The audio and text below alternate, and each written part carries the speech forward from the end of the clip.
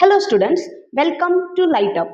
आज का हमारा टॉपिक है role of profit in business.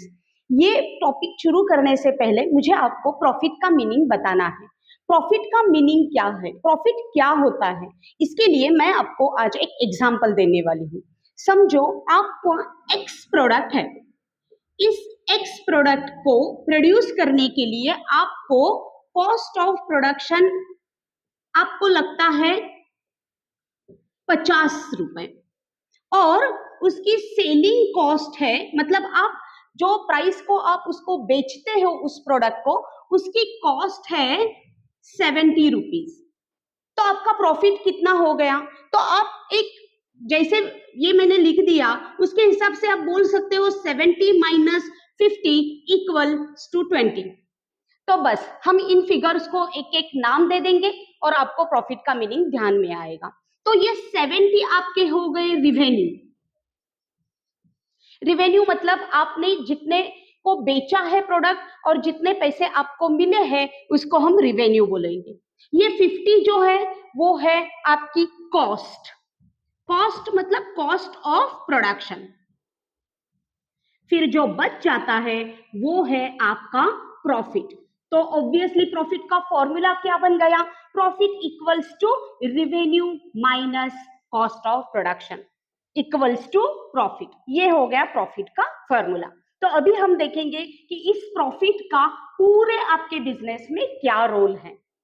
Profit आपको किस लिए चाहिए, क्या ऐसी थिंग्स है जिसके लिए आपको प्रॉफिट चाहिए, तो ये सारे पॉइंट्स हम कवर कर लेंगे इसी टॉपिक में। तो पहला आपका रोल ऑफ प्रॉफिट है वो है returns to investors. Returns to investors. आपको पता है इन्वेस्टर्स मतलब कौन? तो इन्वेस्टर्स मतलब the people who have invested in the form of capital in your business. हम बिजनेस अकेले नहीं करते, हमारे बिजनेस में जिन जिन लोगों ने कैपिटल को कंट्रीब्यूट किया है उनको हम इन्वेस्टर्स बोलते हैं। ये इन्वेस्टर्स कैपिटल में इन्वेस्ट क्यों करते हैं हमारे बिजनेस में? तो उनको कुछ रिटर्न चाहिए रहता है। वो रिटर्न रहता है डिविडेंड की फॉर्म में। तो डिविडेंड तो हमको उनको देना ही है क्योंकि उन्होंने हमारे कैपिटल में एडिशंस किए हैं, उन्होंने हमारे कैपिटल में इन्वेस्ट किया है, तो हमें उनको कुछ रिटर्न्स देने हैं।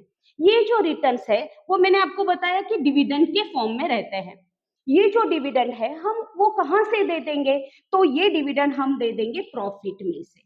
इसीलिए हमें प्रॉफिट की जरूरत होती है। जो डिविडेंड रहता है वो प्रॉफिट का ही पार्ट रहता है।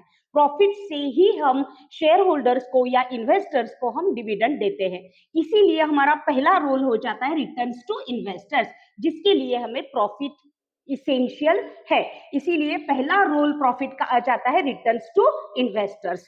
तो दूसरा हमारा पॉइंट आ जाता है रिसर्च एंड डेवलपमेंट, जिसको शॉर्ट में मैंने आपको आर एंड डी बताया था। पिछले वीडियो में भी मैंने आपको आर एंड डी का मतलब बताया था। आर एंड डी का मतलब होता है रिसर्च एंड डेवलपमेंट। इसके लिए भी हमें पैसे लगते हैं। जैसे इनोवेशन हमें करना ही है, प्रोडक्ट में इनोवेशन करना है टाइम टू टाइम। अगर हमें हमारी बिजनेस की ग्रोथ चाहिए हो तो फिर हमें प्रोसेस में भी इनोवेशंस करने हैं, टेक्नोलॉजी नई नई हमें अडॉप्ट करनी है हमारे बिजनेस में, जिसके लिए हमारा एक डिपार्टमेंट होना जरूरी होता है, वो है रिसर्च एंड डेवलपमेंट।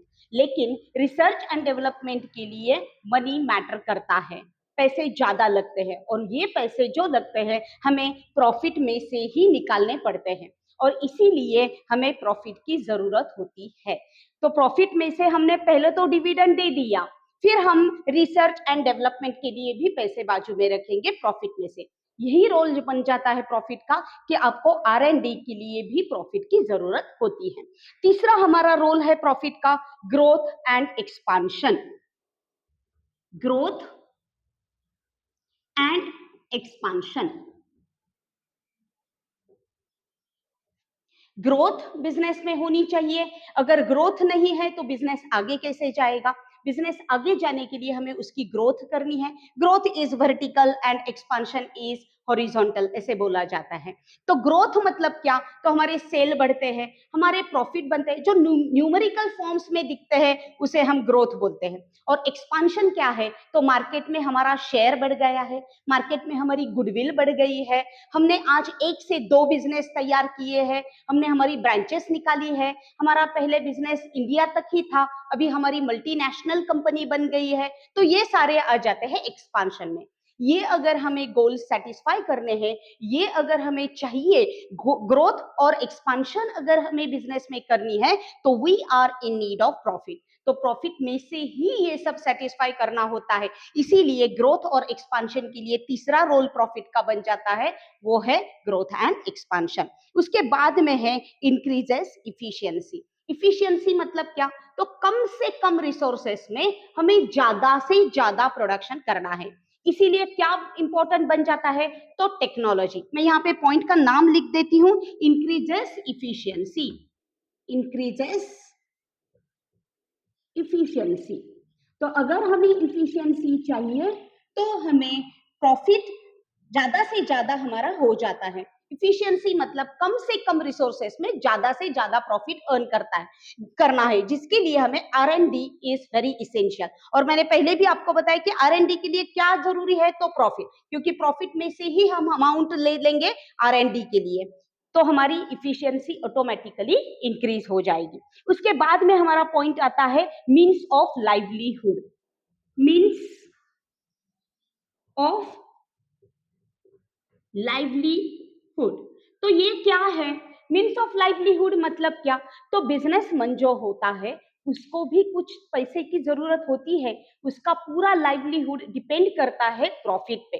तो अगर बिजनेसमैन ने प्रॉफिट अर्न किया है तो उसका लाइवलीहुड के लिए उसको वो प्रॉफिट जरूरी है। ये बन जाता है प्रॉफिट का अगला रोल। उसके बाद में है रिवॉर्ड फॉर रिस्क। 6 पॉइंट है रिवॉर्ड फॉर रिस्क। बिजनेस के फीचर के वीडियो में मैंने आपको बताया था कि risk is inevitable in any business. Business में रिस्क होती ही है। अगर जब हम प्रॉफिट, जो इन्वेस्टमेंट है, जब हम इन्वेस्टमेंट करते हैं तो हमें पता नहीं होता कि ये इन्वेस्टमेंट कन्वर्ट किस में होगी, लॉस होगा या प्रॉफिट होगा, तो रिस्क तो है ही है।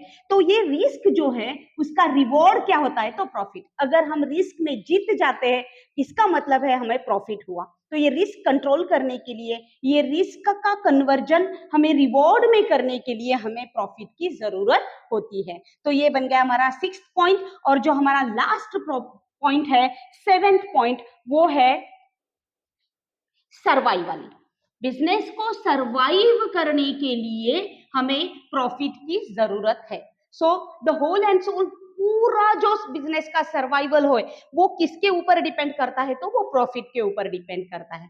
हम इसको एडवांटेजेस ऑफ प्रॉफिट भी बोल सकते हैं या फिर रोल ऑफ प्रॉफिट भी बोल सकते हैं। तो ये सिंपल 7 पॉइंट्स में आपको प्रॉफिट का रोल एक्सप्लेन किया गया है।